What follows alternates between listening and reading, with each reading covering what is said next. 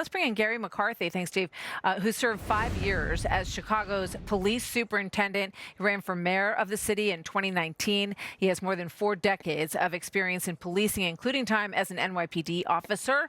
I think he's from Brooklyn. Right? Bronx. From the Bronx, sorry. And as the top cop in Newark, New Jersey. So he knows tough cities. As somebody from New Jersey myself, you have a lot of experience in some of the toughest places. And I want to ask you about what's going on with these protests. Welcome, first of all. Thank you. Garry, it's always great to have you with us. Great to have you on the show.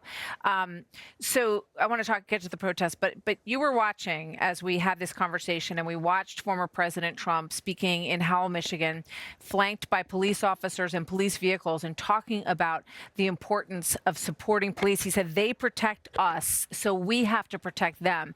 And then you heard the back and forth between Trey Gowdy and my other guest, Patrick Murphy, a former member of Congress whose father was a cop. And their varying takes on Kamala Harris and where she stands in terms of protection and law enforcement. What did you think about that? So one of the things that's been driving me crazy for years is the fact that law enforcement is a system. It's not just the police. So when things go bad, the police get blamed, right?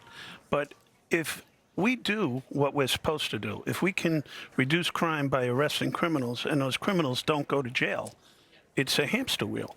And nothing comes of it. We're looking at it right here in Cook County. Kim Foxx, instead of talking about her prosecution rate, she talks about her exoneration rate. This is the state's attorney for Cook County. It makes no sense to me. We know how to do our jobs. We proved it in New York. I ran New York's crime strategy for 7 years as Deputy Commissioner of Operations.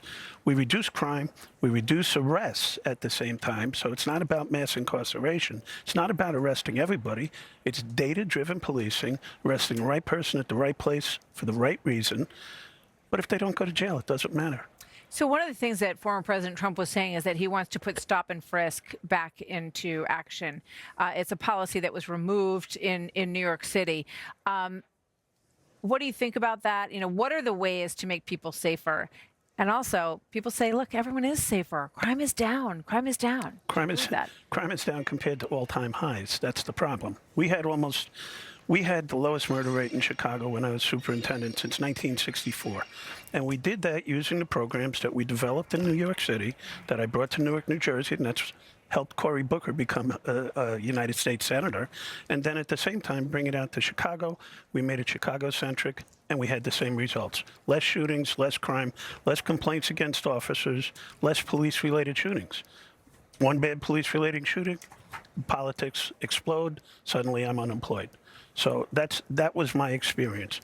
The thing about quote-unquote stop and frisk, first of all, in New York, the form, when you stop somebody, was called stop, question, and frisk. The question was taken out by the ACLU, and they called it stop and frisk. In other words, we don't do an investigation. The bottom line is those are called Terry stops. It's not a policy. The United States Supreme Court in 1968 in Terry versus Ohio said that we could stop people based upon reasonable suspicion. And if it rises to a different level, we could frisk. It's a law. It's not a policy. And I got to tell you, I've made a ton of gun arrests in my police career. Nobody ever jumped into the back of my car. I had to get out. Yeah. And I had to get the gun. Yeah. Very quickly, are the cities safer now under Biden-Harris and the current leadership? Is Chicago a safer city now than it was? I don't believe so. I don't believe so. I had to move out of Chicago because I have a 7-year-old son, and I heard gunshots in River North in a really good neighborhood, in a really expensive condominium. So I don't believe that crime. I don't believe people feel safe, period. And perception is reality, right? That's for sure. Garry McCarthy, it's always great to talk to you. I hope you'll join us again because this is obviously a big issue as we head through the next 3 months and the battle over how to keep Americans safe and how to keep us feeling good about our law enforcement and high standards. Good to see you, former superintendent of Chicago and in New York and Newark as well.